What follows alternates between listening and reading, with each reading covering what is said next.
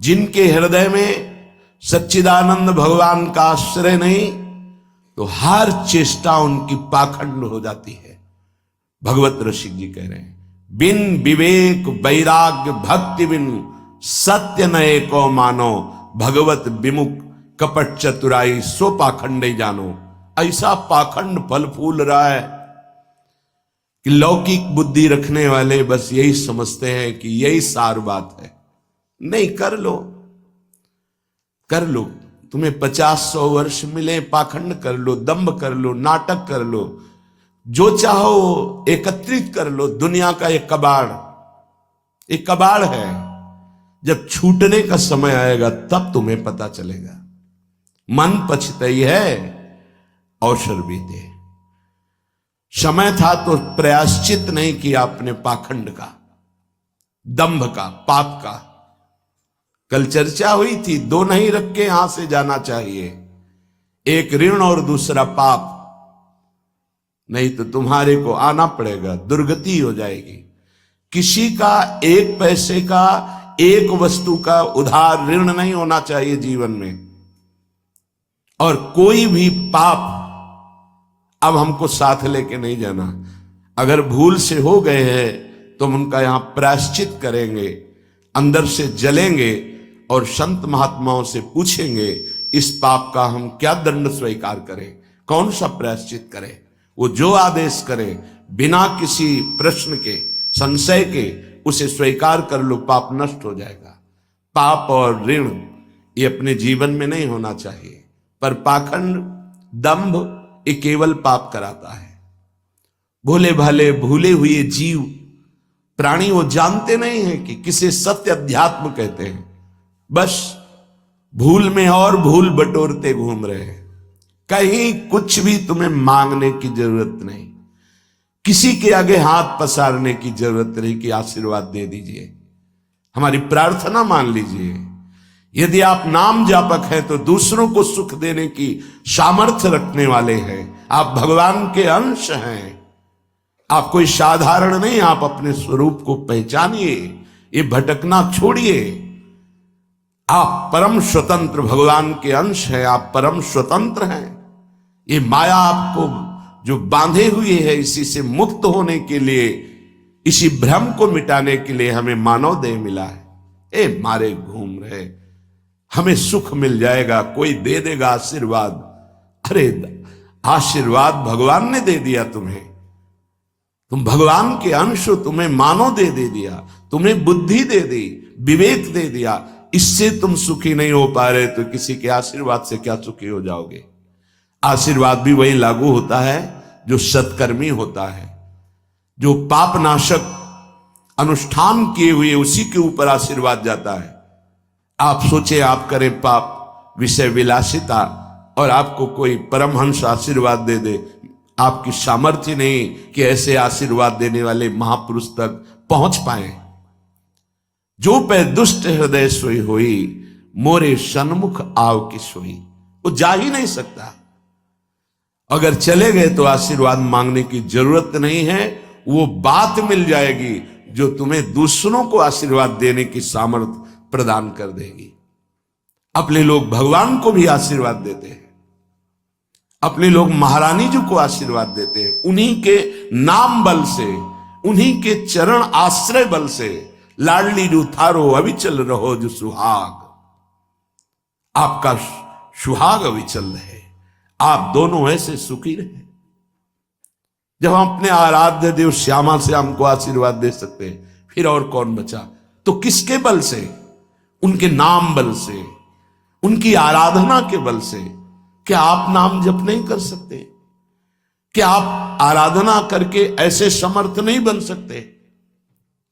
समर्थ वही है जिसका हाथ फैलाना मिट जाए, किसी से भी नहीं। आपके पास नाम है, आपके पास मंत्र है, उपासना है, आप समर्थ हैं, पर आप अपनी वस्तु को पहचान ही नहीं रहे। नाम जप में रुचि नहीं, सतमार्ग सत्क्रियाएं ये रुचि नहीं, तो कहीं भी भाग के चले जाओ, दुख ही मिलेगा, अशांति मिलेगी, चिंता मिलेगी, आशीर्वाद नहीं मिलेगा। वो देगा भी तो लगेगा नहीं, क्योंकि हृदय में हमारे अंदर पात्रता नहीं आ रही। पात्रता नाम जब से आती, मान लो प्रार्थना, कुछ समझ में आवे या ना आवे, राधा राधा राधा। श्रीपाद कह रहे हैं न राधा प्रियो नापि वृंदावनम और नैव वृंदान तत्प्रेम भाजाम।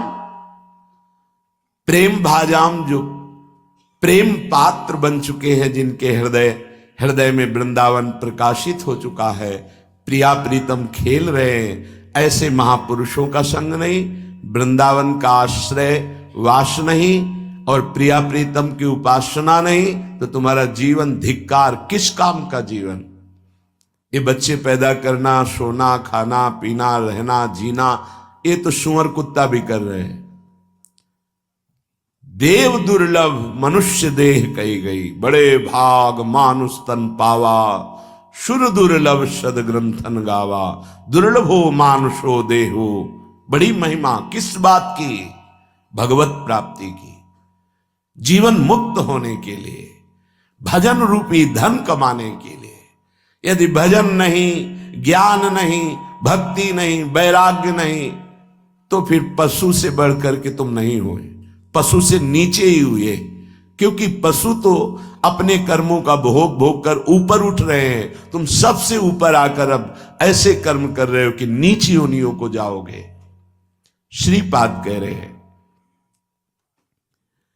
कोई भी आराधना किए बिना प्रभु की सुखी नहीं हो सकता, चाहे वो ब्रह्मा के पद में ही क्यों ना हो। सच्ची मानना, अगर सुख का अनुभव होगा तो भगवत आराधना से। ये बैठ जाए दिमाग में, भोगों में सुख नहीं है। अनंत ब्रह्मांडों में जितने भोग हैं सब माया के द्वारा रचित हैं। अगर वो सुखद भोग लग सकता है तो प्रभु को अर्पित करने के बाद, प्रभु से जुड़ने के बाद, प्रभु की दृष्टि पड़ने के बाद, जैसे ऐसे हम पाते हैं तो अन्न है, लेकिन जब प्रभु को अर्पित करते हैं तो प्रसाद हो जाता है, और प्रसाद पाप का नाश करके हृदय में प्रसन्नता प्रकट करता है। प्रसन्नता ही भगवद आनंद की तरफ आगे बढ़ाती है। समझ में नहीं आ रहा, हम बार बार भटक रहे हैं इन्हीं भोग, इन्हीं सुविधाओं को सुख मान। अगर नाम जप नहीं चल रहा तो समेट लो जितनी सुख सुविधाएं, अंतिम समय हमारी बात याद करना, कुछ तुम्हारे हाथ नहीं लगेगा। अब भी देख लो, कोई 20 का है, कोई 50 का, कोई 40 का, 30 का, इतना समय व्यतीत हो गया। क्या है तुम्हारे पास जो यहां से ले चलोगे? और कौन सी अनुभूति है जिसमें तुम तृप्ति का अनुभव कर रहे हो कि मुझे ये मिला, मैं तृप्त हो गया? कुछ नहीं, जीरो पे जीरो हो। वही वासना, वही मांग, वही चिंता, वही शोक, वही भय, वही कामना। देखो ना, अंदर देखो। संतोष, शांति, निर्भयता, निश्चिंतता, निशोकता, परमानंद एक भी है नहीं। वो बिना भगवत आराधना के नहीं। श्रीपाद कह रहे हैं हिरण मम राधा नागर चरण मरणे पिनैव विस्मरतु तनुरपि न विपत् कोटिषु जीवन वृंदावनम क्षणम त्यजतु। ये बहुत सुंदर बात मांग रहे हैं। जब मेरे मरने का समय आवे तो हे राधा नागर अर्थात प्रिया प्रीतम, जीवन आपको समर्पित है, तो अंतिम श्वास में आप चूक मत करना। यदि जीते जी मैं आपके योग्य नहीं हुआ, आपने दर्शन नहीं दिए, आप नहीं मिले, चलेगा। क्यों? क्योंकि नाम आपका है ना, नाम के सहारे जी लेंगे हम आपकी लीला गुण गायन करके जी लेंगे, आपके प्रेमी जनों के संग से, आपके चरणारविंद के अनुराग रंग में हम जी लेंगे। पर अंतिम समय आप बहुत सुंदर बात है। आपके प्रेमी जनों के संग से आपके चरणारविंद के अनुराग रंग में हम जी लेंगे, पर अंतिम समय आप, बहुत सुंदर बात है। भक्तों ने मांगा भी है, कह रहे हैं कि अंतिम समय आप मेरे हृदय में स्फुरित हो जाए। जब मैं शरीर छोड़ रहा हूं उस समय केवल प्रिया प्रीतम। निश्चित निश्चित ये हमारा विश्वास, हमारा हृदय इस बात को पक्का करता है कि जैसे भी बने हम लगे रहे हैं जीवन भर प्रभु के चरणों में, तो अंतिम में प्रभु फिर अपनी कृपा विशेष करते हैं। उस उपासक के हृदय में प्रभु स्फुरित हो जाते हैं, स्मरण रूप में या रूप रूप में स्फुरित हो जाते हैं। यदि जीवन में किसी महात्मा का संग रहा है, श्री प्रिया प्रीतम की किंचन मात्र आराधना बनी है, धाम आदि भगवत पुरियों का, धामों का तीर्थाटन अवगाहन थोड़ा भी वास हुआ है, वो अंदर से आश्रय प्रभु का रहा है, तो अंतिम समय उसके भगवान पधारते हैं। निश्चित ये हमारा विश्वास कहता है, क्योंकि अंतिम गति ही परम पद या अगला जन्म या दुर्गति, अंतिम क्षण जो होता है वो महामहिम माना जाता है। कहते आपके विश्वास से क्या प्रमाण क्या है? तो अजामिल संध्या करने वाला, शास्त्र स्वाध्याय करने वाला, धर्माचरण परायण और बुजुर्गों की, गुरुजनों की सेवा करने वाला था। उस सेवा के लिए ही जंगल में समिधा लेने गया था। वहां व्यभिचार परायण वैश्या और व्यक्ति को देखा, कामांध हो गया।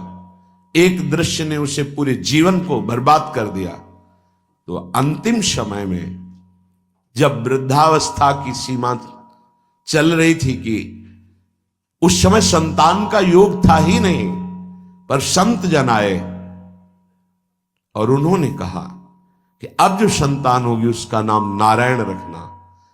अत्यंत आसक्ति छोटे पुत्र में होने के कारण मरने के समय वो उसे बुला रहा था, नारायण नारायण। तो शायद वो आवाज वहां तक ना पहुंची हो, पर नारायण के पार्षद आ गए और उसको परम पद मिला। ये घटना क्यों घटी? क्योंकि धर्मात्मा था, वो अच्छे आचरण करने वाला था। कुसंग से भ्रष्ट हो गया तो क्या हुआ? हरि ने अंतिम संभाल दिया। तो जो अपने जीवन में प्रयासरत है कि नाम जप करूं, जीवन में प्रयासरत है कि हमसे कोई पापाचरण ना हो जाए, जीवन मेरे जीवन धन प्रभु के लिए है, तो ये हमारा विश्वास है अंतिम उसका बहुत मंगलमय होगा। जो जीवन में मनमानी आचरण करता है, पापाचरण करता है, ढेर सारी वैभव समेट लिया, पर मरोगे तो कुछ साथ नहीं जाएगा। वो अंतिम समय जो तुम्हारी दुर्गति होनी वही तुम्हारे दिमाग में आ जाएगा और तुम उसी को प्राप्त होगे। श्रीपाद मांग रहे हैं प्रियालाल से, हन्मम राधा नागर चरणम मरणे पिनैव विस्मरतु। जीवन भर आपकी आराधना की, अब अंतिम समय जब मेरा मरने का आवे तो हे प्रिया प्रीतम आप स्फुरित हो जाए, आपके चरणारविंद हमारे हृदय में स्फुरित हो जाए। अब ऐसे कड़वे संसार में जन्म ना हो जहां केवल छल है, कपट है, धोखा है, जहां सत्य का किंचन मात्र लेश भी व्यवहार में नहीं है। तत्व तो सत्य विराजमान है पर उसका परिचय नहीं। असत माया का खेल चल रहा, नहीं जन्मना ऐसे संसार में। हमें आपकी प्राप्ति करनी है। माना कि मेरे में सामर्थ्य नहीं, पर अंतिम समय आपसे प्रार्थना है आप हमारे हृदय में स्फुरित होना। और हे वृंदावन, आप मुझे ऐसी सामर्थ्य देना कि भारी दुख का समय हो अंतिम, तो भी मैं आपके धाम से अपने शरीर को बाहर न जाने दूं। ये बड़ी बात है। एक क्षण के लिए भी मैं कभी अंतिम चेष्टा में, जब मेरा शरीर भारी पीड़ा में हो, यहां से जब जाना होता है, जिनका आखिरी जन्म होता है, तो बहुत कुछ हमारी गंदगी जमा है जन्म जन्मांतरों की, वो बहुत शीघ्र भोगवाई जाती थोड़ा थोड़ा करके। तो देखा जाता है कि बड़े महापुरुष भी अंतिम समय बहुत ही विकराल परिस्थिति आ जाती है, उस समय भागना नहीं है औषधि के लिए, नहीं, ये धैर्य उपासक के अंदर ही होता है। पास में ही राधा टीला है, अभी कुछ ही वर्षों पहले की बात है। यहां के पूज्य जो महंत जी थे, बड़े ही कुंज बिहारी श्री हरिदास चरणारविंद के अनुरागी थे। रामकृष्ण मिशन में गए, परेशानियां बढ़ रही थी, उन्होंने जांच की, उन्होंने कहा यहां नहीं, आपको दिल्ली जाना होगा, या हो सकता है आगरे में हो जाए, या तो नहीं हो सकता, न मथुरा में न वृंदावन में। कुंज बिहारी श्री हरिदास कौन जाएगा दिल्ली आगरा। हालत खराब होती चली गई। श्री हरिदास कुंज बिहारी श्री हरिदास। सबसे कहा कि स्वामी जी बुला रहे हैं हमें, जल्दी तैयारी करो जल्दी। ये अभी कुछ वर्षों की बात है, ये अपने सामने की बात कह रहे। जल्दी भोग बनाओ, नहीं तो भोग नहीं लगा पाओगे, समय है अभी, राजभोग जल्दी लगाओ। राजभोग लगाया, प्रसाद लाओ, प्रसाद, बैठो सब सामने। कुंज बिहारी श्री हरिदास, श्यामा प्यारी कुंज बिहारी श्री हरिदास दुलारी। कीर्तन शुरू हुआ, कोई समझ नहीं पा रहा क्या कह रहे, बस खून की उल्टी हुई, बोले स्वामी जी बुला रहे, चले गए। ये है जीवन भर की आराधना का स्वरूप। अंतिम लीला बड़ी विचित्र होती, उस समय आराध्य देव ही संभालते हैं। पूज्य श्री उड़िया बाबा बैठे हुए हैं, इधर प्रभुदत्त ब्रह्मचारी जी की कथा नीचे बैठ करके एक संत सुना रहे हैं, हजारों की संख्या में सभा भरी। बाबा ने कहा आज यहां स्मशान होगा। अचानक कौन समझ पावे महापुरुषों की, आज यहां स्मशान होगा। आज हम पहले 2 श्लोकों की व्याख्या करते हैं। जिसका जन्म होता है उसकी मृत्यु निश्चित होती है।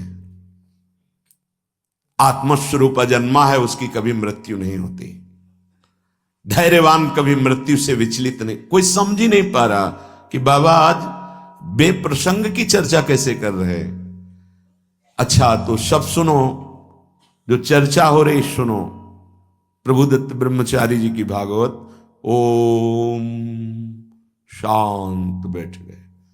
आखिरी ओम बाबा का था। इतने में वही आश्रम में रहने वाला एक कुछ विक्षिप्त टाइप का, क्या भगवान दास कुछ ऐसे ही नाम था, वो आया, कहने लगा लाओ हम चवर डुलाएंगे। तो ऐसे अनाधिकारी पुरुष थोड़ी महापुरुषों की सेवा में लग जाते, नहीं तुम हटो। क्योंकि सुलझा हुआ विवेकवान पुरुष ही महापुरुषों की सेवा में। उसको गुस्सा आया, गया तो चारा काटने वाला गड़ासा कहां से कैसे व्यवस्था की, एक था काल पहले से कंबल में ऐसे छुपा के आया, और इतनी रफ्तार से बाबा की चांद पे ऐसे खुले हुए ऐसे मारा 6-6 इंच गड़ासा, और ऐसे फव्वारा जैसे खून के ऐसे उठते। किसी को समझ में नहीं आया। सामने एक बूढ़ी माई थी, दौड़ के गई, लिपट गई, 5-6 गड़ासे मार चुके थे। अब कोई समझ ही नहीं पाया कि मतलब हो क्या रहा। काल का खेल देखो, वो सब आसपास, मतलब सब ऐसे ही। तत्काल माई ने, बूढ़ी माई ने उसको वश में किया। बूढ़ी माई ने, सब लोग उसको, फिर जो लीला, बाबा को एक इंजेक्शन लगाया गया कि अंतिम समय वो चेतना जागृत। ओम, बस क्या पूरे जीवन तप ज्ञान की मूर्ति, अंतिम लीला कैसे जा रहे हैं। पूरे जीवन मां मां मां पुकारते हुए रामकृष्ण पर अंतिम गले में कैंसर, विविध प्रकार की पीड़ाएं, ऐसी महाभाव दशा में पूज्य भाई जी अंतिम समय में, जिनका आखिरी जन्म होता है बड़ा, तो उसी लिए ये ब्रह्मबोध संपन्न महापुरुष हैं, जीवन मुक्त महापुरुष हैं, प्रेमी महापुरुष हैं। क्या इनकी महिमा वर्णन करे, पर ये हमारे लिए कह रहे हैं, हम सबके लिए, क्योंकि ये जो मांग रहे हैं ये तो प्राप्त है इनको, हर समय लीला में प्रवेश है इनका। इनको श्यामा श्याम की आखिरी दर्शन की आकांक्षा नहीं, क्योंकि इनकी आखिरी जीते जी हो गई। शरीर राग मुक्त भाव दे से अपने प्रिया प्रीतम के पास कोई आवश्यकता इस बात की मांगने की नहीं है। ये अपने लोगों के लिए कह रहे हैं कि हमें ये प्रार्थना करनी कि मुझे पता नहीं है कब मेरा अंतिम समय हो, हे प्रियालाल। ये हम बहुत बड़े महापुरुष की बात कह रहे हैं जो बहुत साधन परायण थे काशी में। मुझे बहुत आश्चर्य हुआ, ऐसे सब संत महात्मा घेरे हुए हैं, मध्य में वो लेटे हुए हैं। तो उनसे पूछा, स्वामी जी इस समय आपकी गति कहां है? ये चंद्रलोक नहीं, ये तो चंद्रमंडल के अंतर्गत जो चंद्रलोक है, जहां इस सूर्य लोक से भी ऊपर